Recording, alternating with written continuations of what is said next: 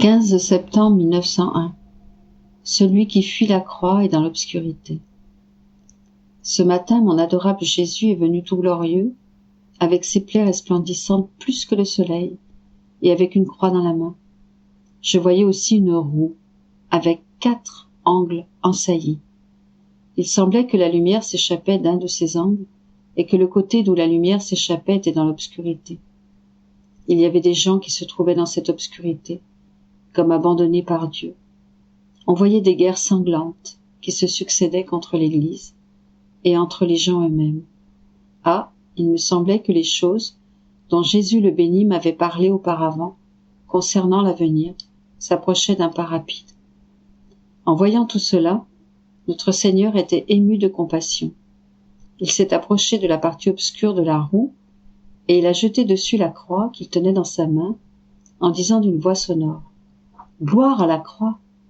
Il me semblait que cette croix rappelait la lumière, alors que les peuples, en se réveillant, imploraient aide et secours.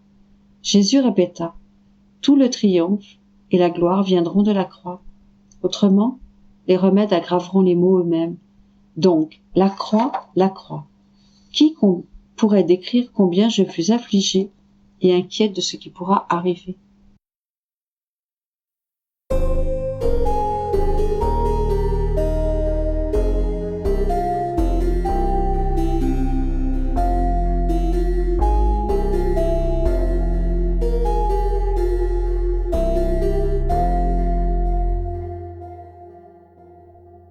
15 septembre 1922. Jésus ressent l'urgence de faire connaître l'action de la divine volonté dans les créatures. En transcrivant ce que Jésus m'avait dit concernant les vertus, je sentais une telle répugnance que je pensais que j'allais mourir. Et je me disais, c'est après leur mort qu'on parle des événements qui ont marqué la vie des personnes. Et je suis la seule à avoir la malchance que cela m'arrive de mon vivant.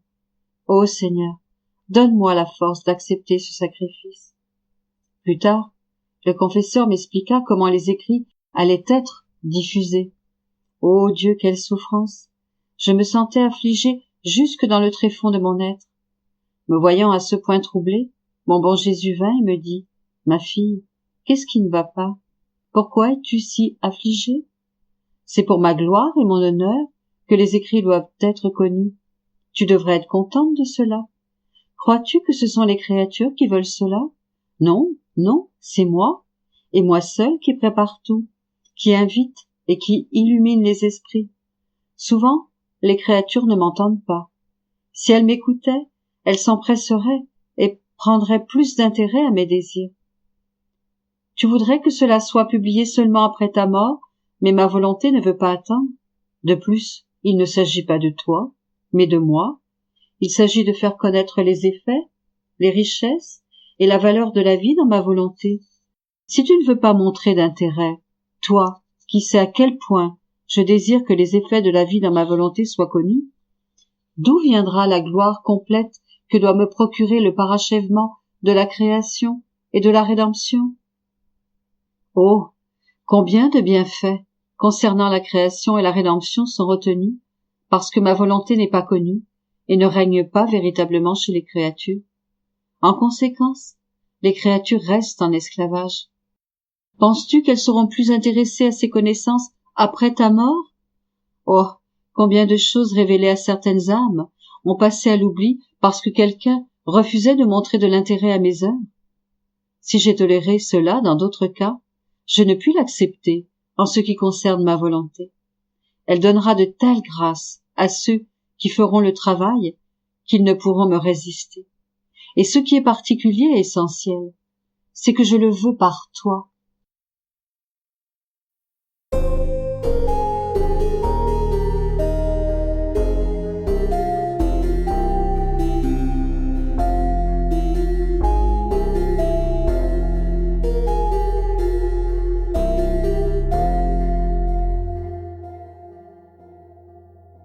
« 15 septembre 1926. Garde et vigilance de Jésus lorsqu'elle écrit. Combien le royaume du fiat coûte cher. Les actes accomplis dans le fiat sont plus que le soleil. Après avoir écrit pendant plus de 4 heures, je me sentais épuisée. Et alors que je commençais à prier sa très sainte volonté, à ma manière habituelle, mon doux Jésus sortit de mon intérieur et me serrant contre lui, toute tendresse, il me dit « Ma fille, tu es fatiguée, repose-toi dans mes bras. Combien le royaume du Fiat suprême nous coûte, à moi et à toi, alors que la nuit, parmi toutes les autres créatures, certaines dorment, d'autres s'amusent, et que plusieurs vont jusqu'à m'offenser. Pour moi, comme pour toi, il n'y a jamais de repos, même la nuit. Toi, occupé à écrire, et moi, à te surveiller, et à te communiquer les paroles et les enseignements concernant le royaume de la suprême volonté. Et lorsque je te vois écrire, pour que tu le fasses jusqu'au bout et sans te fatiguer, je te soutiens dans mes bras, pour que tu puisses écrire ce que je veux, être capable de donner tous les enseignements, toutes les prérogatives, les privilèges, la sainteté et les richesses infinies que possède mon royaume. Si tu savais combien je t'aime et quel plaisir je prends à te voir sacrifier même ton sommeil et ton être tout entier, par amour pour mon Fiat qui désire tant se faire connaître aux générations humaines. Cela nous coûte beaucoup, il est vrai, ma fille. Et pour te récompenser, presque toujours, après avoir écrit, je te laisse te reposer sur mon cœur, qui est submergé de douleur et d'amour. La douleur, que mon royaume ne soit pas connu, et l'amour, avec lequel je veux le faire connaître, afin qu'en sentant mon chagrin et le feu qui brûle en moi, tu puisses te sacrifier tout entière et ne rien épargner pour le triomphe de ma volonté. Et alors que j'étais dans les bras de Jésus, la lumière immense de la divine volonté qui remplissait le ciel et la terre m'appela à faire mes actes habituels pour que mon « je vous aime » et mon adoration résonnent dans la création tout entière et qu'elle puisse avoir la compagnie de sa petite fille en chaque chose créée où ma volonté règne et domine. Puis, après avoir fait cela, mon doux Jésus me dit « Ma fille, quelle lumière, quelle puissance, quelle gloire acquiert l'acte de la créature accompli dans ma volonté. Ces actes sont plus que le soleil, alors que le soleil reste tout là-haut. Sa lumière éclipse les étoiles et remplit la terre entière, apportant à toute chose son baiser, sa chaleur, ses effets bénéfiques. La nature de la lumière est de se diffuser, et elle ne fait rien d'autre que donner les biens qu'elle possède naturellement à ceux qui les veulent. Les actes accomplis dans ma volonté sont symbolisés par le soleil. Lorsque l'acte est formé, ma volonté lui administre la lumière pour former le soleil qui s'élève bien haut, parce que la nature du soleil est d'être en haut, non en bas. Sinon, il ne serait pas capable de faire le bien qu'il fait. En fait, les choses qui sont accomplies en bas sont toujours circonscrites, individuelles, limitées dans le temps et l'espace. Elles ne sont pas et ne peuvent pas non plus produire des biens universels. Aussi, ce soleil, formé par ma volonté et par l'acte de la créature, en s'élevant jusqu'au trône même de son Dieu, forme la véritable éclipse. Il éclipse le ciel, les saints, les anges. C'est comme si la longueur de ses rayons prenait le contrôle de la terre. Sa lumière bénéfique apporte la gloire, la joie, le bonheur au ciel et la lumière des vérités à la terre. Il disperse les ténèbres, la souffrance causée par le péché, la désillusion des choses éphémères. Le soleil est un, mais sa lumière contient toutes les couleurs et tous les effets pour donner la vie à la terre. De la même manière, l'acte est un est le soleil de ma volonté formée en elle. Mais ses biens et ses effets sont innombrables. C'est pourquoi le royaume du Fiat suprême sera un royaume de lumière, un royaume de gloire et de triomphe.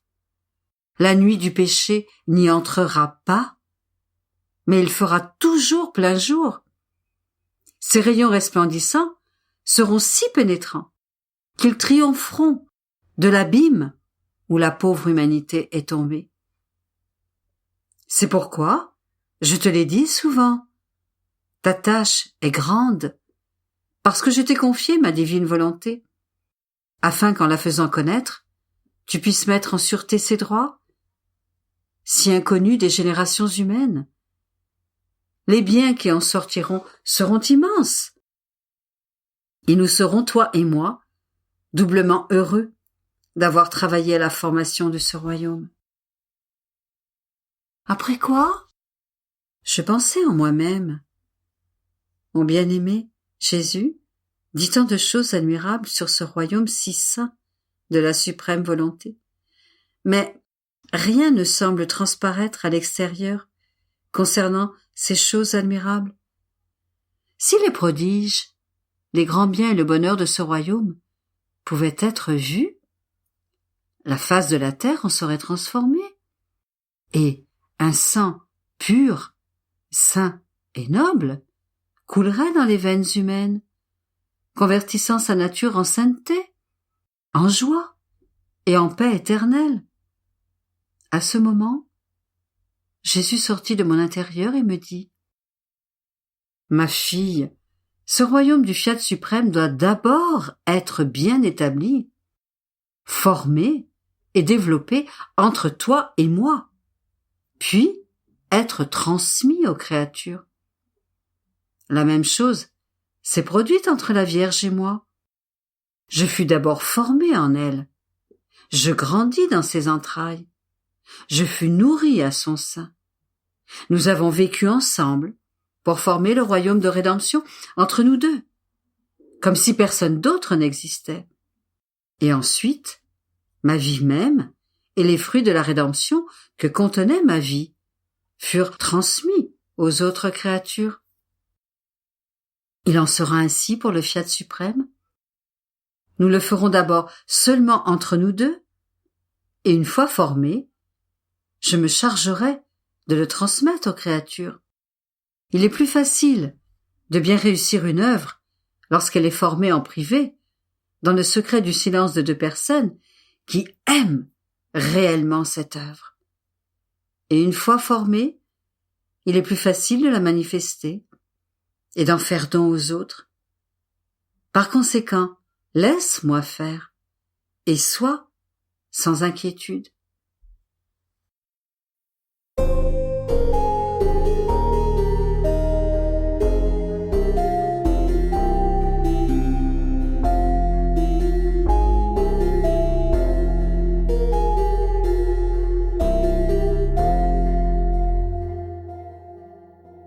« 15 septembre 1929.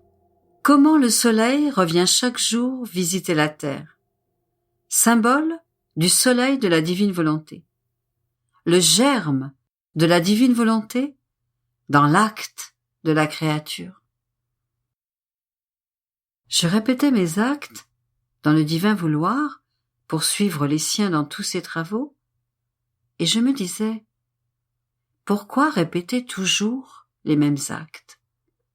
Quelle gloire puis-je donner à mon Créateur?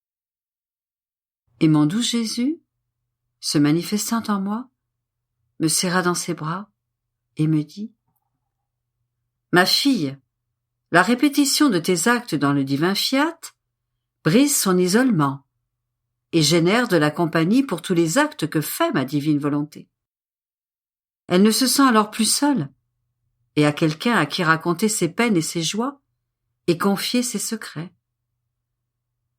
De plus, un acte continuellement répété est une vertu divine, et il a la vertu de générer des biens qui n'existent pas, de les reproduire et de les communiquer à tous.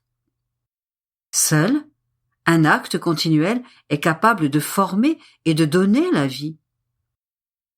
Regarde le soleil, symbole de ma divine volonté, qui jamais ne quitte la créature et jamais ne se lasse de faire son acte continuel de lumière. Chaque jour, il revient visiter la terre, en donnant toujours ses bienfaits. Il revient pour trouver la trace des bienfaits déjà accordés par son œil de lumière. Et souvent, il ne les retrouve pas. Il ne retrouve pas la fleur qu'il a colorée de la beauté de ses nuances et parfumée en la touchant de ses mains de lumière. Il ne retrouve pas le fruit sur qui il s'est répandu pour lui communiquer sa saveur et qui a mûri sous sa chaleur. Combien de choses il ne retrouve pas après s'être répandu par tant d'actes plus que maternels pour former les plus belles floraisons de si nombreuses plantes et former tant de fruits avec son souffle de lumière et de chaleur. Parce que l'homme, les arrachant à la terre, s'en est servi pour nourrir sa vie. Oh, si le soleil était capable de raisonner et de souffrir, il éclaterait en sanglots de lumière et de feu brûlant pour pleurer sur chaque chose qu'il a formée et ne retrouve pas. Et dans sa souffrance, il ne changerait pas sa volonté, en cessant de communiquer ses bienfaits à la terre pour former à nouveau ce qui lui a été enlevé. Car, peu importe le mal qu'ils peuvent lui faire, sa nature est de toujours donner son acte de lumière, en qui tous les biens sont présents, sans jamais arrêter. Telle est ma divine volonté. Plus qu'un soleil, elle se déverse sur chaque créature pour lui donner sa vie continue. On peut dire qu'elle revêt la créature de son souffle tout-puissant de lumière et d'amour, qu'elle les forme et les élève. Et tandis que le soleil cède la place à la nuit, ma divine volonté ne laisse jamais seules les divines naissances sorties d'elle, façonnées, vivifiées, formées et élevées par son souffle et son brûlant baiser de lumière. Il n'est pas un seul instant où ma divine volonté quitte la créature et, en se répandant sur elle, ne lui communique pas ses diverses nuances de beauté, son infinie douceur, son inépuisable amour. Y a-t-il quelque chose que ma divine volonté ne fera pas ou ne lui donnera pas? Aucune. Pourtant, elle n'est ni reconnue, ni aimée, et les créatures ne préservent pas non plus les biens qu'elle leur communique. Quelle souffrance! Alors qu'elle se répand sur chaque créature, elle ne trouve pas les biens qu'elle communique, et dans sa douleur, elle continue à verser sur elle son acte de lumière, sans jamais cesser. C'est pourquoi celle qui doit vivre dans mon fiat doit répéter ses actes continus, afin de lui tenir compagnie et d'apaiser son intense chagrin. Après quoi, je continuais à traverser la mer infinie du divin fiat, et en émettant mes petits actes de vouloir éternel, de nombreux germes se formaient dans mon âme. Et ces germes avaient la lumière de la divine volonté, de couleurs variées, mais tous animés de lumière. Et mon doux Jésus apparut et souffla sur ces germes, un par un. Et quand il soufflait sur eux, ces germes grandissaient jusqu'à toucher l'immensité divine. J'étais surprise en voyant la bonté de mon très grand bien, Jésus, prendre ces germes dans ses mains très saintes, avec tant d'amour, afin de souffler sur eux, et les replacer ensuite dans mon âme. Et me regardant avec amour, il me dit « Ma fille, là où se trouve la force créatrice de ma divine volonté, mon souffle divin a le pouvoir de rendre immenses les actes de la créature. En fait, lorsque la créature opère dans mon fiat, la force créatrice entre dans son acte pour le placer dans la fontaine de la divine immensité. Et le petit acte de la créature se transforme, l'un en fontaine de lumière, l'autre en fontaine d'amour, d'autres encore en fontaine de bonté, de beauté, de sainteté. En somme, plus elle accomplit d'actes, plus elle acquiert de fontaines divines, et ils grandissent au point de s'étendre dans l'immensité de leur Créateur. Il en est comme de la levure qui a la vertu de faire lever la farine, pourvu qu'en formant le pain, on y mette un peu de levure, comme germe de fermentation. Mais si l'on n'y met pas de levure, même si la farine est la même, le pain ne sera jamais au levain, mais restera sans levain. Telle est ma divine volonté. Plus que le levain, elle met la divine fermentation dans l'acte humain, et l'acte humain devient un acte divin. Et lorsque je trouve le germe de ma divine volonté dans l'acte de la créature, je souffle avec délice sur son acte, et le fais lever jusqu'à le rendre immense, et plus encore, puisque nous pouvons appeler cet acte notre acte, notre volonté opérant dans la créature.